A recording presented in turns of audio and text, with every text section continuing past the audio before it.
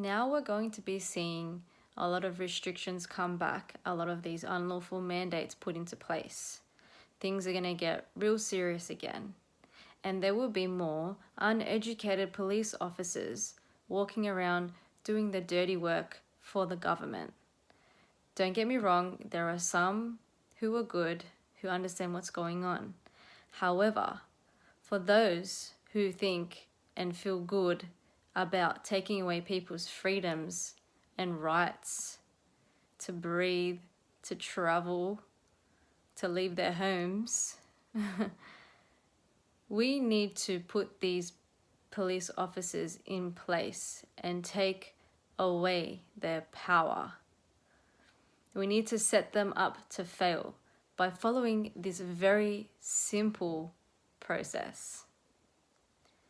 So if you were approached by someone in blue because you're not wearing a mask, because you're too far from your home, or because you want to go to another state and you're not allowed and you need to quarantine or go into one of their detention facilities,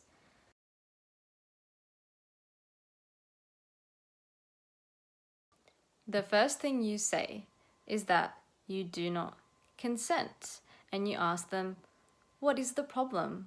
Have I committed a crime? Of which, most likely, they will respond that this is part of the mandates, this is legislation, this is the private health orders, the acts, whatever. And then you say to them, okay, are we in agreement that I am a living woman, or a man if you're a man? And they might not understand what you're getting at here and be like, how does this relate? Like, how is this important? And you say, no, answer the question. And you don't allow them to digress and change the subject. You need to get them to agree with you that you are a man or a woman. So you say, no, I just need to clarify here. Are we in agreement that I am a living woman?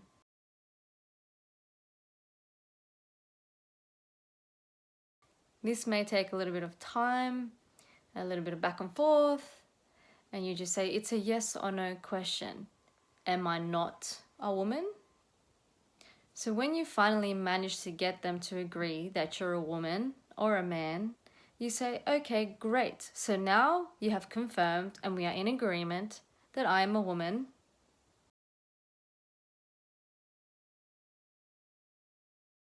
This is how we win, by forming agreements with them. And I would highly recommend that you record this interaction so that you have it as evidence. So anyway, you say to them, so what is the source of your authority to dictate to me what I can and can't do? And then that's when they will quote some legislation and some random act, public health order, some other bullshit like that. And it doesn't matter who it is. You can say this to anyone. Could be a medical officer, could be a nurse, could be anyone, a police officer. You can use this with anyone. And these people will always refer to a legislation or an act because they are under admiralty law. And these people will claim that this act or legislation applies to you.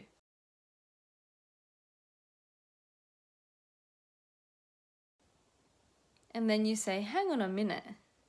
You mentioned that's an act, but how does that act apply to a man or a woman? And they won't know how to answer that. They'll probably say, what do you mean? And that's when you say, where is your evidence that this applies to a man or a woman? And you don't allow them to digress from there. You keep pressing for this. You say, I would like to see evidence that this applies for a man or a woman. I need you to show me that first, because you're making a claim. You're accusing me of something. So show me where that act applies to a man or a woman. And they will usually not know what to do. They'll probably call their sergeant or whatever. And this is because there is no legislation that exists that refers to men and women.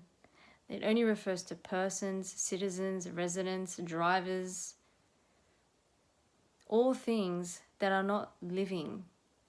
And under the Black's Law Dictionary, a person is a legal fiction, a corporation. And this is what these statutory laws apply to.